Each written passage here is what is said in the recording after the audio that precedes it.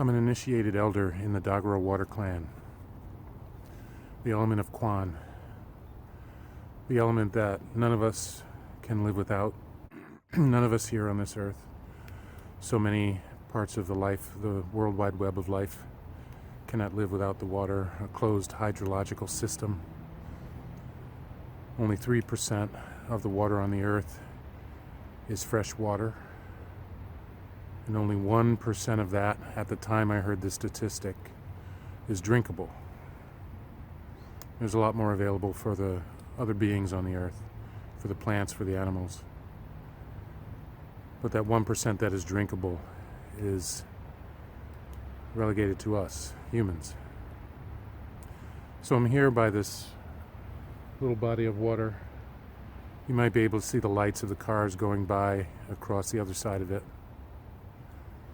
And this little body of water is surrounded by trails, made by the state. Thank you for that. But there are houses, there are buildings not too far away. There's a hospital, there's other big buildings,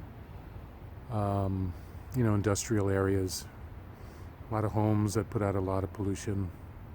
There's a lot of stress on this little body of water. A lot of animals live here, ducks, geese, frogs, birds, all kinds of things, salamanders, all kinds of insects depend on this body of water. And I'm just here right now because I want us to think about water. I want us to think about our relationship to it. I want us to think about how we feel about it, how we connect to it, how we are aware of it or not aware of it. And what are our actions and what is our human outcome around these bodies of water? I think about, when it rains and there's a lot of water in the air right now. It's very humid. It was raining earlier. Beautiful Barka Sapla. Thank you to the rain goddess. Without her, we don't live. But there's, I think about the rain, and when it rains, it washes the oils from the cars, other pollution, lots of plastic pollution into the waters. I think about that all the time. I think about what part I play in that.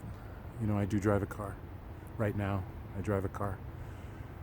And I think about that context, that the way that we relate to the environment and to water. But I think about bodies of water like this that are so needed by the trees, by the plants, by all the animals here, and by us too.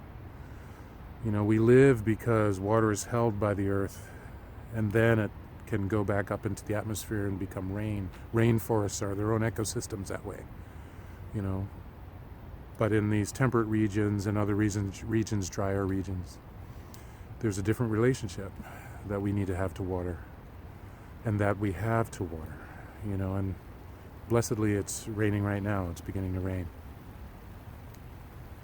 But I want us to think about this because our lives depend upon it. Our children's lives depend upon this, around our awareness to this water.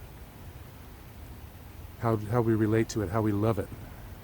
And if we have radical compassion for it, do we feel a rootedness to it? And empathy, if you will, a radical empathy to where we will protect the waters. And thank you to all the Indigenous peoples of Turtle Island for doing all the water protecting that they have been doing here in Canada and other places around the world.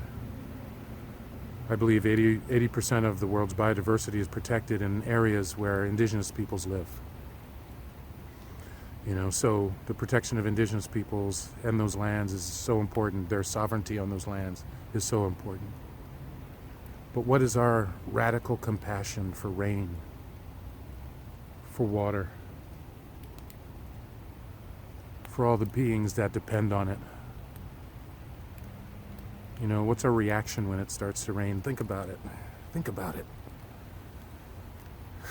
That celestial blessing that comes, and we hide, we run, we think it's an inconvenience. Yeah, it can bring dangers to us. But without it, we don't live. So yeah, I ask I ask you actually in this moment also to look at the radical compassion video that I recorded earlier today. But apply it to this. Apply it to how we relate to water. What water is for us. We are 75% water. And so is the earth. That says something, doesn't it? I think it does. And as you might know, I'd love to talk to you about water. I love talking about water. And it's raining right now, and I'm so grateful for it. I hope we all are. I'd love to have these conversations with you. Let's talk.